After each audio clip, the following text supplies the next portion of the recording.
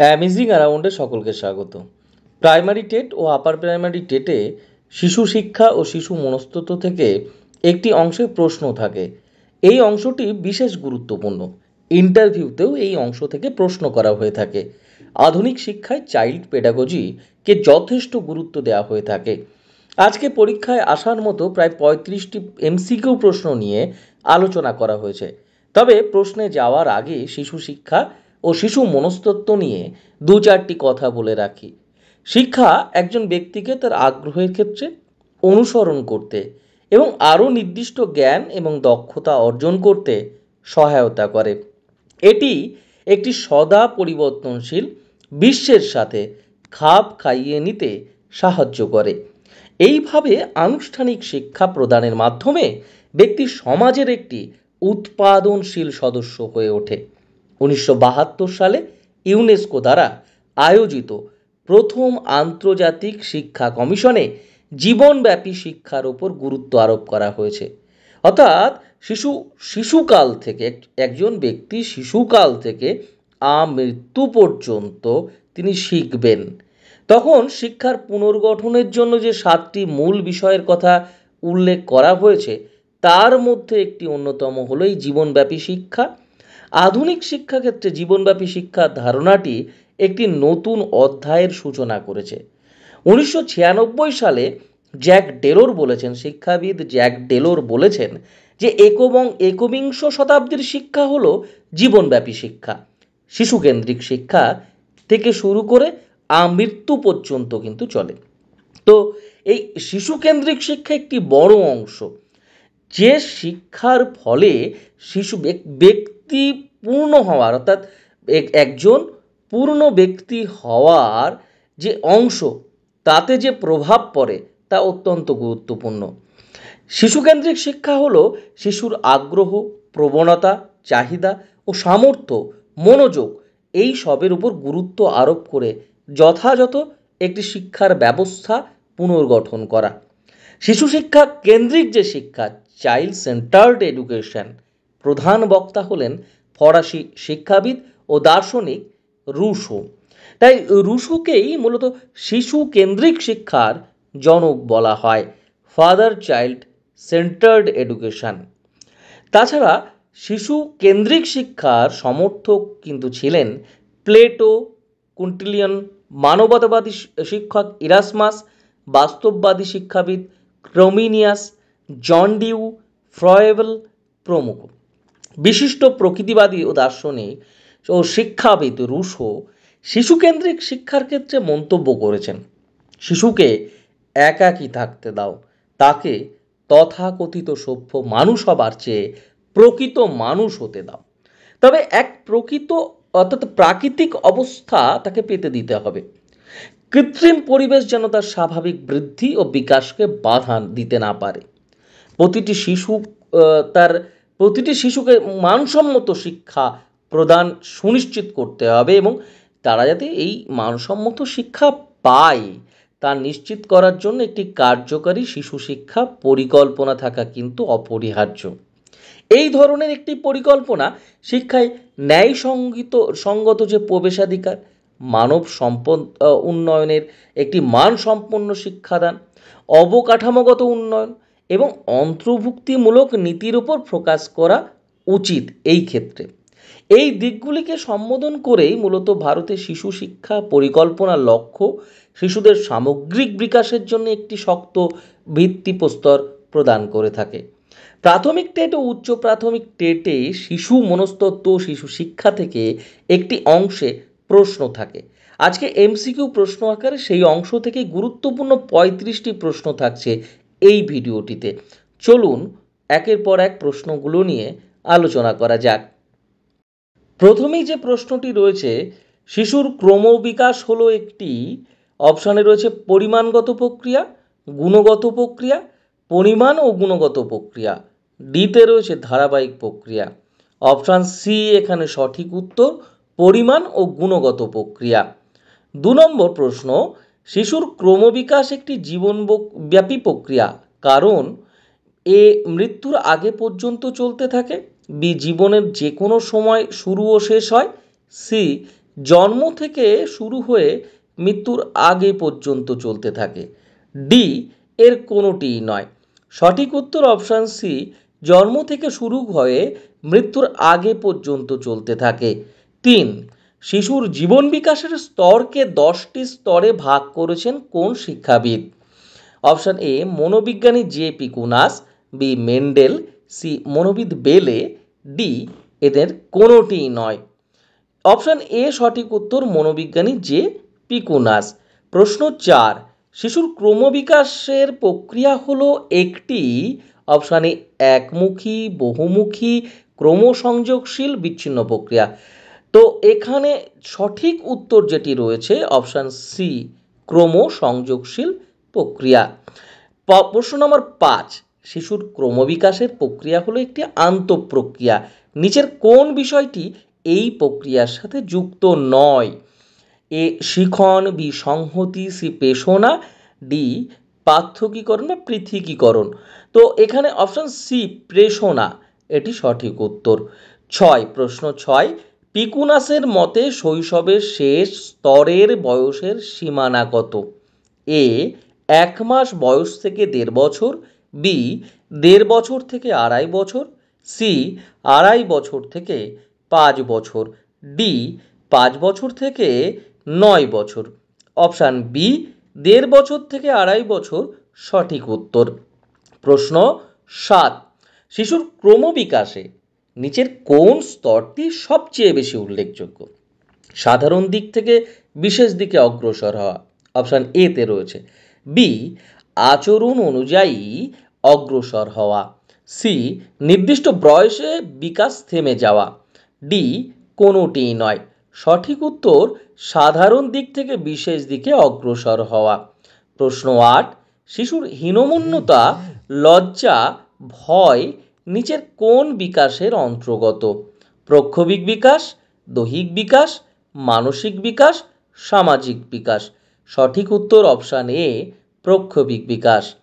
প্রশ্ন 9, শিশুর মূল্যবোধ, মনোভাব প্রভৃতি সামাজিক বিকাশগুলি লক্ষ্য করা যায় প্রাক্ষোভিক বিকাশে, মানসিক বিকাশে, সামাজিক বিকাশে, দৈহিক বিকাশে।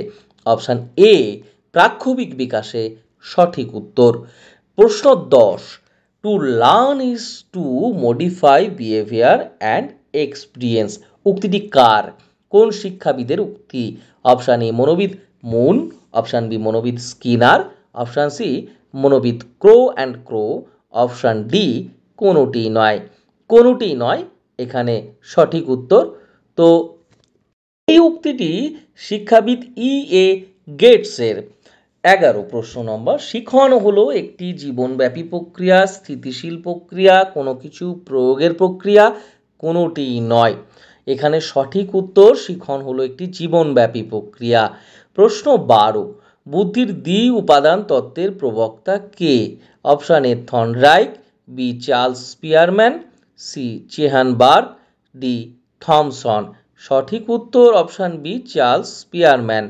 13, প্রশ্ন নম্বর 13, বিভিন্ন আবর্ত ক্রিয়ার মধ্যে সমন্বয় ঘটিয়ে নতুন নতুন আচরণ সম্পাদনের ক্ষমতা অর্জন।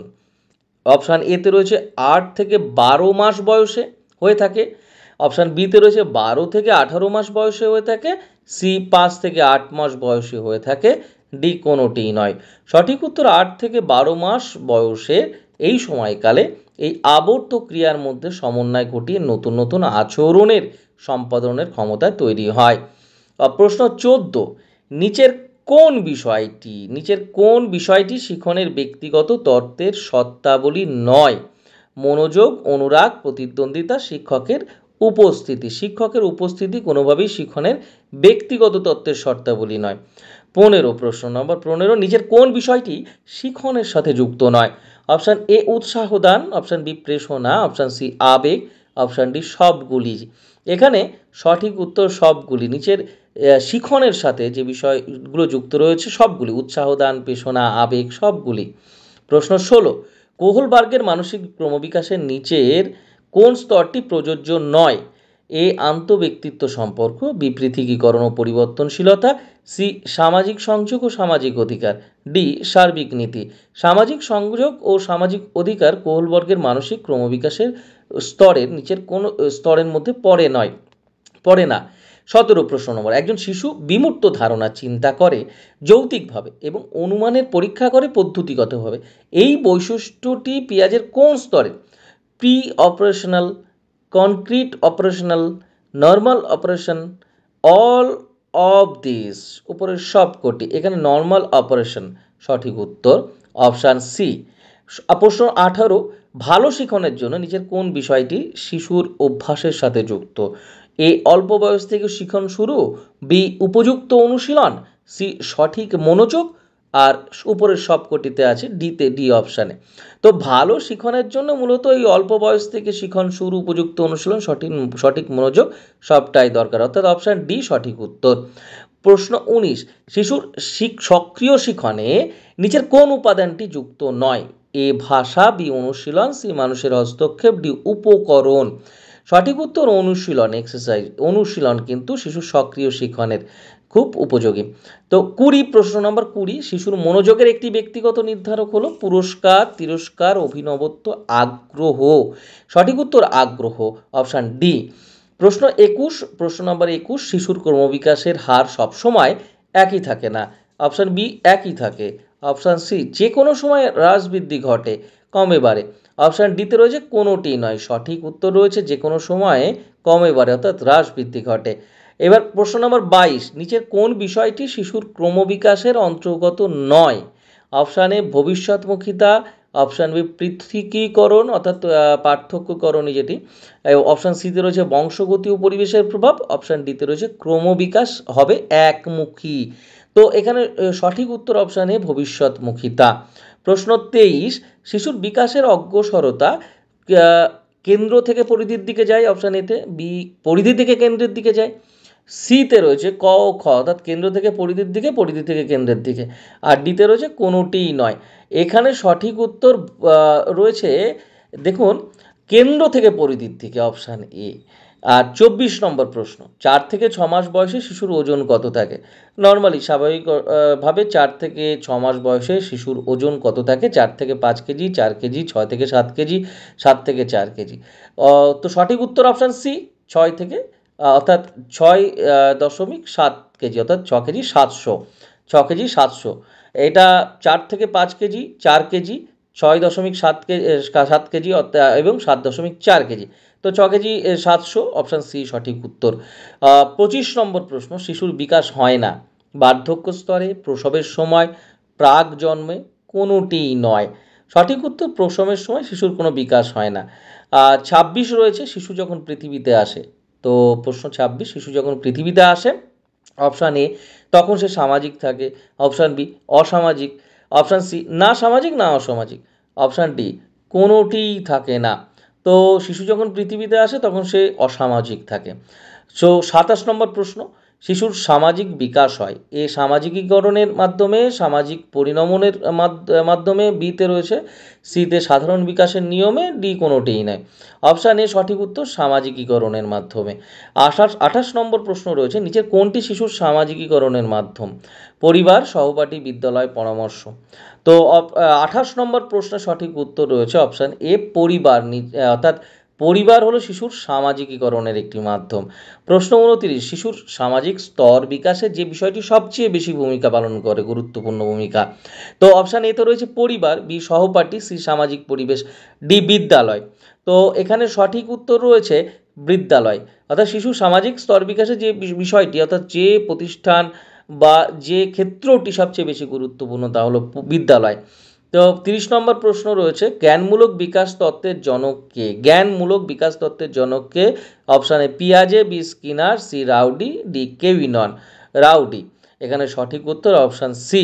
31 নম্বর প্রশ্ন, intelligence is the ability to think in terms of abstract ideas, উক্তিটি কার? উক্তিটি অপশান এ রয়েছে টারম্যানের, অপশান বি বার্টের, অপশান সি ডেভিডের, অপশান ডি কোনোটিই নয়। এখানে সঠিক উত্তর শিক্ষাবিদ টারম্যানের কিন্তু সঠিক উত্তর রয়েছে 31 নম্বর প্রশ্নের, যে এই উক্তিটি intelligence is the ability to think in terms of abstract ideas, উক্তিটি টার্মেনের। 32 নম্বর প্রশ্ন রয়েছে পেঁয়াজের নিয়মতান্ত্রিক সক্রিয়তার স্তর কোন স্তরের অন্তর্গত, প্রথম, চতুর্থ, তৃতীয় এবং দ্বিতীয় স্তর।